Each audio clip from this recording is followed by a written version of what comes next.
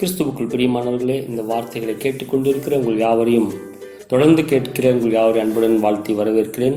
கர்த்தராகிய தேவன் உங்களை அதிகமாக ஆசீர்வதிப்பாராக. தொடர்ந்து இந்த சத்தியங்களை கேளுங்கள். யூடியூப் சேனல் வாயிலாக நாங்கள் தினமும் இந்த செய்திகளை அப்லோட் செய்கிறோம். இவைகளை நீங்கள் கேட்டு பிரயோஜனப்படுத்திக் கொள்ளுங்கள். நீங்கள் மாத்திரமல்ல, மற்றவர்களுக்கும் பிரயோஜனம் உண்டாகும்படி இதை மற்றவர்களுக்கும் ஷேர் பண்ணுங்கள். அதற்கு முன்பதாக இந்த கேட்பதற்கு முன்பதாக இந்த யூடியூப் சேனலை சப்ஸ்கிரைப் பண்ணாமல் இருக்கீங்கன்னா சப்ஸ்கிரைப் பண்ணுங்கள். அதோடு கூட அந்த பெல் பட்டனை ப்ரெஸ் பண்ணுங்கள். நாங்கள் தினமும் அப்லோட் செய்கிற தேவ செய்திகள் உங்களுக்கு கிடைக்கும். தேவனாகிய கர்த்தர் உங்களை தொடர்ந்து ஆசீர்வதிப்பாராக.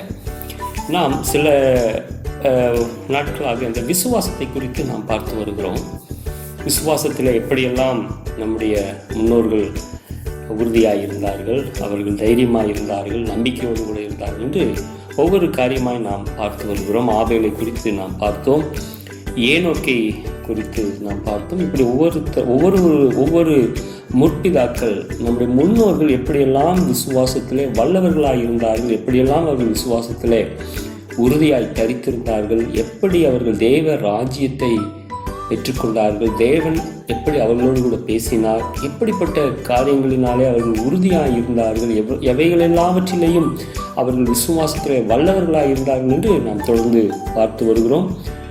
இந்த நாளில் கூட எபிரேயரின் புஸ்தகம் 11வது அதிகாரம் 6வது வசனத்தில் இப்படியாக சொல்லப்பட்டிருக்கிறது: விசுவாசம் இல்லாமல் தேவனுக்கு பிரியமாக இருப்பது கூடாத காரியம். ஏனென்றால் தேவனிடத்தில் சேருகிறவன் அவர் உண்டென்றும் அவர் தம்மை தேடுகிறவனுக்கு பலன் அளிக்கிறார் என்றும் விசுவாசிக்க வேண்டும். பாருங்கள், இந்த வசனத்திலே நமக்கு தெளிவாக சொல்லப்பட்டிருக்கிறது, விசுவாசம் இல்லாமல் தேவனுக்கு பிரியமாயிருப்பது கூடாத காரியம். இதற்கு ஒரு உதாரணமாக என்னவென்றால், தேவனிடத்தில் பிரியமாக இருக்கிறோம் என்று நாம் சொல்லுகிறோம், ஆனால் அதை விசுவாசிப்பது கிடையாது, அவருடைய வார்த்தைகளை நம்புவது கிடையாது. ஆனால் நான் ஆண்டவருக்குள்ளே இருக்கிறேன், நான் சபைக்கு சர்ச்சுக்கு போகிறேன், நான் வேதத்தை தினமும் படிக்கிறேன், நான் ஜெபம் பண்ணுறேன், உபவாசம் எடுக்கிறேன், நான் ஆண்டவருடைய காரியங்களிலே நான் உறுதியாக இருக்கேன்னு சொல்வார்கள். ஆனால் நம்பிக்கை கிடையாது, விசுவாசம் கிடையாது. விசுவாசம் இல்லாமல் தேவனுக்கு பிரியமாக இருப்பதை போல அவர்கள் காண்பிப்பார்கள். சிலர் அப்படித்தான், ஆனால் அவர்கள் உண்மையாகவே அவர்கள் பக்தியாக இருப்பார்கள். ஆனால் விசுவாசம் அவர்களுக்குள்ளாக இருக்காது. ஒரு காரியம் நடைபெற வேண்டுமானால் தேவன் இவைகளை பார்த்து கொள்வார் என்ற, தேவன் கண்டிப்பாக இதை எனக்கு செய்து முடிப்பார், கர்த்தர் எனக்காக யாவையும் செய்து முடிப்பார் என்ற அந்த உறுதியான விசுவாசம் இருக்காது. ஆனால் அவர்கள் தேவனுக்கு பிரியமானவர்களாக இருப்பார்கள். தேவனுக்கு பிரியமாக இருக்கிற வண்ணமாக அவர்கள் நடந்து கொள்வார்கள். அப்படி அல்ல. வசனம் சொல்லியிருக்கிறது, விசுவாசமே இல்லாமல் தேவனுக்கு பிரியமாக இருப்பது கூடாத காரியம். அப்போ விசுவாசித்து அவருடைய வார்த்தையை யாரெல்லாம் நம்புகிறார்களோ, விசுவாசிக்கிறார்களோ, அவர்கள் மீது தான் தேவன் என்ன பண்ணுவார்? பிரியமாக இருப்பார். இப்போ கர்த்தருடைய வார்த்தைக்கு கீழ்ப்படிதலே பலியினும் மேலாக அவர் விரும்புவது கீழ்ப்படிதல். எதில் கீழ்ப்படிதல்? அவருடைய வார்த்தைக்கு கீழ்ப்படிதல், அவர் வார்த்தைக்கு செவி கொடுத்தல், அவர் வார்த்தைகளை நம்புவது, அவருடைய வார்த்தைகளை விசுவாசிப்பது, அதை அப்படியே விசுவாசிப்பது. என்னெல்லாம் ஒரு வேதத்தில் சொல்லப்பட்டிருக்கிறதோ, நன்மையான காரியங்கள் எவைகளெல்லாம் சொல்லப்பட்டிருக்கிறதோ, அதை அப்படியெல்லாம் விசுவாசித்தால்தான் அப்படியே நாம் ஏற்றுக்கொள்ள வேண்டும். அப்படியே ஒன்று கூட அது என்ன பண்ணக்கூடாது, நாம் சந்தேகமே படக்கூடாது. எதிலும் சந்தேகம் இல்லாமல் அதை ஏற்றுக்கொள்ள வேண்டும். அப்பொழுதுதான் தேவன் நம் மீது பிரியப்படுவார். ஒருவன் விசுவாசத்தோடு கூட இருப்பானால் தேவன் அவன் மீது பிரியமாக இருப்பார். தேவன் பிரியமாக இருக்க வேண்டுமானால் அவன் கர்த்தரை நம்ப வேண்டும், விசுவாசிக்க வேண்டும். அது மாத்திரமா, தேவனிடத்தில் சேருகிறவன் அவர் உண்டென்றும் யாரெல்லாம் ஆண்டவரிடத்தில் சேருகிறார்களோ அவர்கள் எப்படி நம்பணுமாமா? பாருங்கள், எப்படி விசுவாசிக்க வேண்டுமா? அவர் இருக்கிறார், நான் நேற்றும் இன்றும் என்றும், நான் அல்பாவும் ஒமேகாவும் ஆதியும் அந்தமும் முந்தினவரும் பிந்தினவருமாய் இருக்கிறேன் என்றும் என்ன பண்ணணும்? அதை விசுவாசிக்க வேண்டும். அவர் சொல்லுகிறதை அப்படியே ஏற்றுக்கொள்ள வேண்டும். அவர் இருக்கிறார், நான் இருக்கிறவராகவே இருக்கிறேன், நான் நேற்றும் இன்றும் என்றும் மாறாதவராக இருக்கிறேன். அதைத்தான் வசனம் சொல்லியிருக்கிறது. தேவனிடத்தில் சேருகிறவன் அவர் உண்டு என்றும் அவர் இருக்கிறார் அவர் நம்ம உள்ளத்தில், நம்முடைய இல்லத்தில், இந்த பூமியிலே அவர் என்றென்றும் இருக்கிறார். அவர் பரலோகத்தில் இருக்கிறார். பூமியில் நம்மோடு கூட நமக்கு உதவி செய்கிறவராக இருக்கிறார். இதைத்தான் நான் நேற்றும் இன்றும் என்றும் மாறாதவராக இருக்கிறேன் என்று சொல்லப்பட்டிருக்கிறது. நான் ஆபிரகாமின் தேவனும் ஈசாக்கின் தேவனும் யாக்கோபின் தேவனுமாய் இருக்கிறேன் என்று சொல்லியிருக்கிறார். நான் ஆதி முற்பிதாக்களின் தேவனாய் இருக்கிறேன் என்று சொல்லியிருக்கிறார். ஆதியிலே வானத்தையும் பூமியும் படைத்தது நானே என்று சொல்லியிருக்கிறார். அவர் தான் படைத்தார், அவர் தான் சிருஷ்டித்தார், அவர் தான் உருவாக்கினார், அவர் தான் மிகப்பெரிய ஒரு கிரியேட்டர்.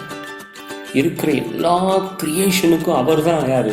அவர் தான் தலைவர், அவர் தான் சிருஷ்டிகர்த்தர்.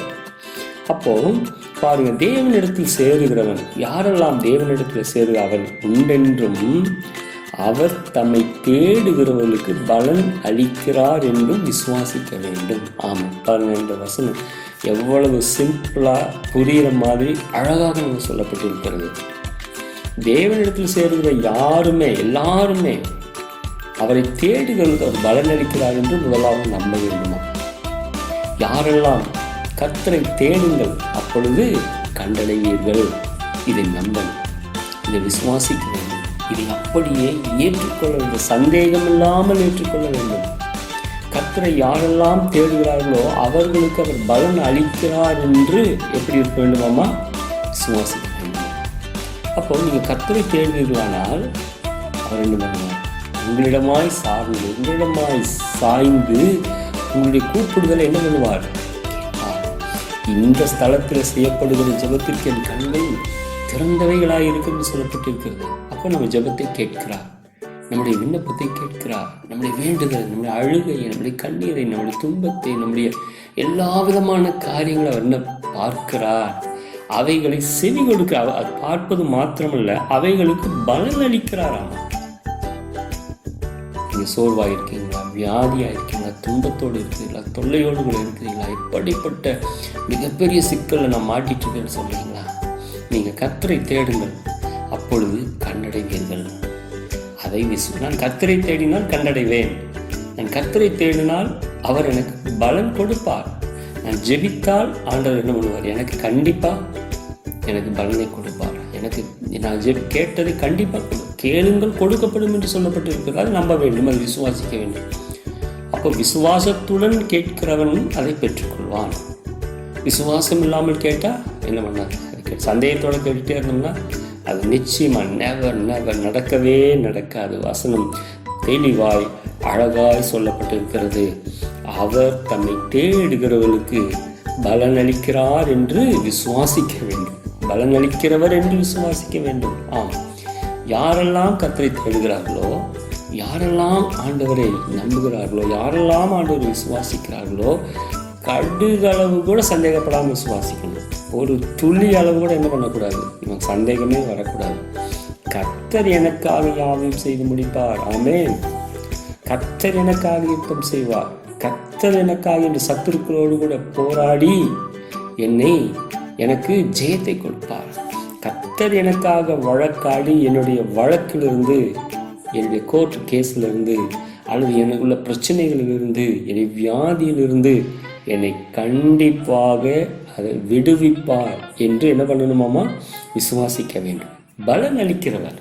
ஆம், அவரை நோக்கி பார்த்த முகங்கள் ஒரு காலம் என்ன வெட்கப்பட்டு போனதே கிடையாது. அவரை நோக்கி பார்த்து எல்லாரும் பிரகாசம் அடைந்தார்கள் என்று சொல்லப்பட்டிருக்கு. அப்போ இதை கேட்டுக்கொண்டிருக்கிற அருமையான தெய்வ பிள்ளைகளே, நீங்களும் அவர் பலன் அளிக்கிறவர் என்று உங்களுக்குள்ளே விசுவாசித்து அவரிடத்தில் கேளுங்கள், அந்த பலனை பெற்றுக்கொள்வீர்கள். அவர் நமக்கு உதவி செய்வார் என்று நம்பி அவரிடத்தில் கேளுங்கள், நீங்கள் அதை பெற்றுக்கொள்வீர்கள். வசனத்தை மீண்டுமாய் வாசிக்கிறேன். விசுவாசம் இல்லாமல் தேவனுக்கு பிரியமாய் இருப்பது கூடாத காரியம். ஏனென்றால் தேவனிடத்தில் சேருகிறவன் அவர் உண்டென்றும் அவர் தம்மை தேடுகிறவர்களுக்கு பலன் அளிக்கிறார் என்றும் விசுவாசிக்க வேண்டும். ஆமென். கர்த்தரை தேடுங்கள், கண்டடைவீர்கள். கடுகளவு கூட உங்களுக்கு சந்தேகம் இல்லாமல் அவரை நம்புங்க. அவர் பலன் கொடுக்கிறவர் என்று நீங்கள் ஜெபிக்கும் போது, ஜெபத்தை கேட்கிறவர் என்று அப்படியே நம்புங்க. உங்கள் ஜெபத்தை கேட்பார். வியாதியிலிருந்து விடுதலை கொடுக்கிறவர் அவர் ஒருவரால் மாத்திரமே முடியும் என்று விசுவாசியுங்கள், நம்புங்கள். அந்த விசுவாசம் உங்களுக்கு சுகத்தை கொடுக்கும். அந்த விசுவாசம் உங்கள் பிரச்சனைகளிலிருந்து உங்களை விடுவிக்கும். அந்த விசுவாசம் எவ்வளவு பெரிய மலை போன்ற சோதனையாக இருந்தாலும் சரி, அந்த விசுவாசத்தினாலே நீங்கள் எல்லாவற்றையும் மேற்கொள்வீர்கள். ஜெபிப்போமா? அன்பின் நல்ல பிதாவை, நல்ல வார்த்தைகளுக்காக ஜெபிக்கிறோம் ஆண்டவரே.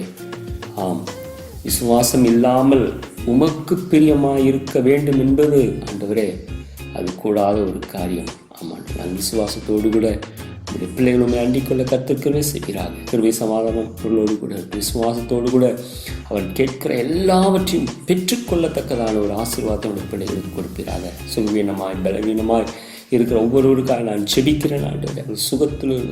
சுகவீனத்திலிருந்து நல்ல சுகத்தை கொடுப்பீராக, பலவீனத்திலிருந்து நல்ல பலத்தை கொடுப்பீராக.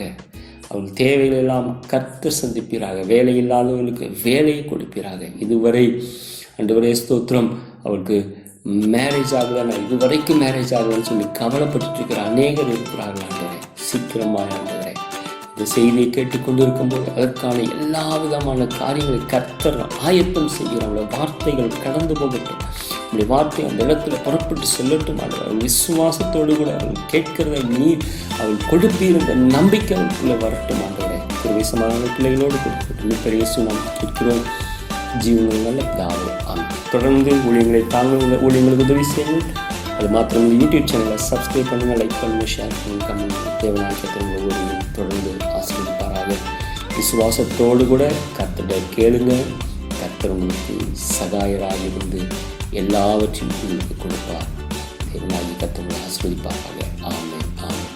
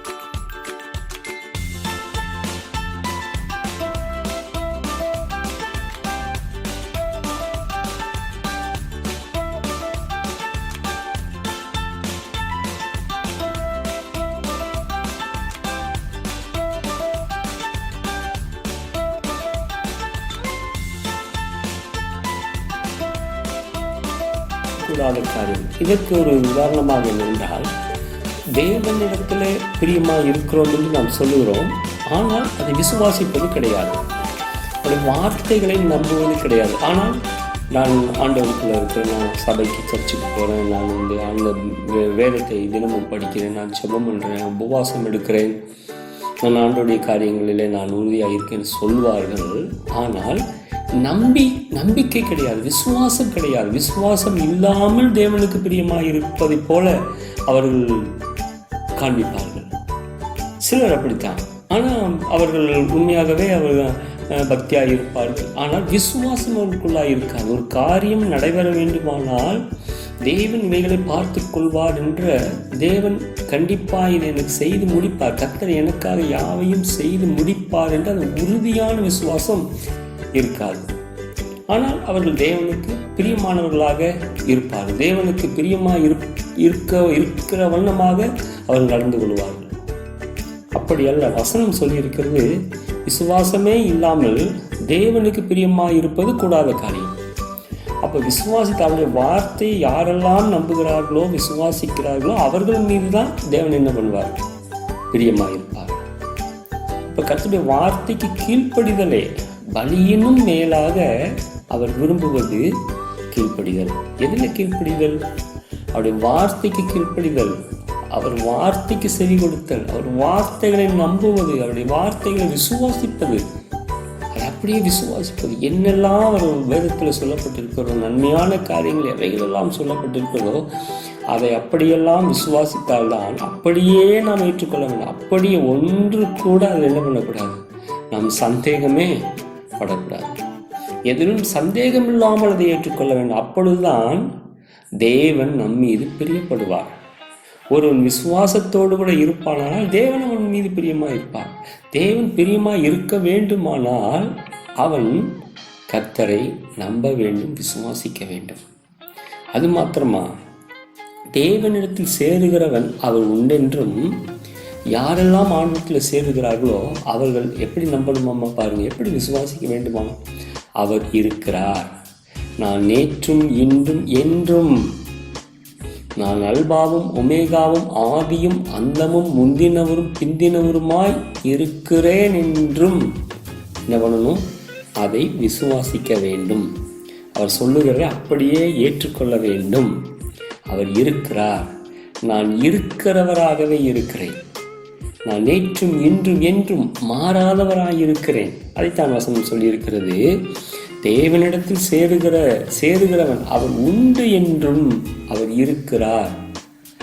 அவர் நம்ம உள்ளத்தில், நம்முடைய இல்லத்தில், இந்த பூமியிலே அவர் என்றென்றும் இருக்கிறார். அவர் பரலோகத்தில் இருக்கிறார், பூமியில் நம்மோடு கூட நமக்கு உதவி செய்கிறவராக இருக்கிறார். இதைத்தான் நான் நேற்றும் இன்றும் என்றும் மாறாதவராயிருக்கிறேன் என்று சொல்லப்பட்டிருக்கிறது. நான் ஆபிரகாமின் தேவனும் ஈசாக்கின் தேவனும் யாக்கோபின் தேவனுமாய் இருக்கிறேன் என்று சொல்லியிருக்கிறார். நான் ஆதி முற்பிதாக்களின் தேவனாய் இருக்கிறேன் என்று சொல்லியிருக்கிறார். ஆதியிலே வானத்தையும் பூமியும் படைத்தது நானே என்று சொல்லியிருக்கிறார். அவர் தான் படைத்தார், அவர் தான் சிருஷ்டித்தார், அவர் தான் உருவாக்கினார், அவர் தான் மிகப்பெரிய ஒரு கிரியேட்டர். இருக்கிற எல்லா கிரியேஷனுக்கும் அவர் தான் யார்? அவர் தான் தலைவர், அவர் தான் சிருஷ்டிகர்த்தர். அப்போ பாருங்க, தேவனிடத்தில் சேருகிறவன், யாரெல்லாம் தேவனிடத்தில் சேருக அவர் உண்டென்றும், அவர் தம்மை தேடுகிறவர்களுக்கு பலன் அளிக்கிறார் என்றும் விசுவாசிக்க வேண்டும். ஆமாம், பாருங்க, இந்த வசனம் எவ்வளவு சிம்பிளா புரிகிற மாதிரி அழகாக நமக்கு சொல்லப்பட்டிருக்கிறது. தேவனிடத்தில் சேருகிற யாருமே, எல்லாருமே அவரை தேடுகிறவர்களுக்கு அவர் பலன் அளிக்கிறார் என்று முதலாவது நம்ப வேண்டுமா? யாரெல்லாம் கர்த்தரை தேடுங்கள் அப்பொழுது கண்டடைவீர்கள், இதை நம்பணும், இதை விசுவாசிக்க வேண்டும், இதை அப்படியே ஏற்றுக்கொள்ள வேண்டும், சந்தேகம் இல்லாமல் ஏற்றுக்கொள்ள வேண்டும். கர்த்தரை யாரெல்லாம் தேடுகிறார்களோ அவர்களுக்கு அவர் பலன் அளிக்கிறார் என்று எப்படி இருக்க வேண்டுமாமா? விசுவாசிக்க வேண்டும். அப்போ நீங்கள் கர்த்தரை தேடுவீர்களானால் அவர் என்ன பண்ணுவார்? உங்களிடமாய் சாய்ந்து உங்களுடைய கூப்பிடுதலை என்ன பண்ணுவார்? இந்த ஸ்தலத்தில் செய்யப்படுகிற ஜெபத்திற்கு என் கண்கள் திறந்தவைகளாக இருக்குன்னு சொல்லப்பட்டிருக்கிறது. அப்போ நம்ம ஜெபத்தை கேட்கிறார், நம்முடைய விண்ணப்பத்தை கேட்கிறார், நம்முடைய வேண்டுதல், நம்முடைய அழுகை, நம்முடைய கண்ணீரை, நம்முடைய துன்பத்தை, நம்முடைய எல்லா விதமான காரியங்களை அவர் என்ன பார்க்கிறார், அவைகளை செவி கொடுக்கிறார். அவர் பார்ப்பது மாத்திரமல்ல, அவைகளுக்கு பலன் அளிக்கிறாராம். நீங்கள் சோர்வாக இருக்கீங்களா, வியாதியாக இருக்கீங்களா, துன்பத்தோடு இருக்கிறீங்களா, தொல்லையோடு கூட இருக்கிறீங்களா, எப்படிப்பட்ட மிகப்பெரிய சிக்கலில் நான் மாட்டிட்டு சொல்கிறீங்களா? நீங்கள் கர்த்தரை தேடுங்கள், அப்பொழுது கண்டடைவீர்கள். அதை நான் கர்த்தரை தேடினால் கண்டடைவேன், நான் கர்த்தரை தேடினால் அவர் எனக்கு பலன் கொடுப்பார், நான் ஜெபித்தால் ஆண்டவர் என்ன பண்ணுவார்? எனக்கு கண்டிப்பாக எனக்கு பலனை கொடுப்பார். எனக்கு நான் கேட்டதை கண்டிப்பாக கேளுங்கள் கொடுக்கப்படும் என்று சொல்லப்பட்டு இருக்கிறதால் நம்ப வேண்டும், அதை விசுவாசிக்க வேண்டும். அப்போ விசுவாசத்துடன் கேட்கிறவன் அதை பெற்றுக்கொள்வான். விசுவாசம் இல்லாமல் கேட்டால் என்ன பண்ணாது? சந்தேகத்தோடு கேட்டுட்டே இருந்தோம்னா அது நிச்சயமாக நெவர் நடக்கவே நடக்காது. வசனம் தெளிவாய் அழகாய் சொல்லப்பட்டிருக்கிறது.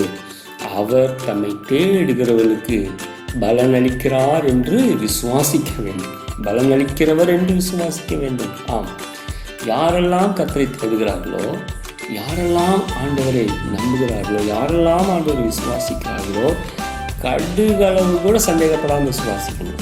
ஒரு துளி அளவு கூட என்ன பண்ணக்கூடாது, சந்தேகமே வரக்கூடாது. கர்த்தர் எனக்காக யாவும் செய்து முடிப்பார். ஆமென். கர்த்தர் எனக்காக யுத்தம் செய்வார். கர்த்தர் எனக்காக இந்த சத்துருக்களோடு கூட போராடி எனக்கு ஜெயத்தை கொடுப்பார்.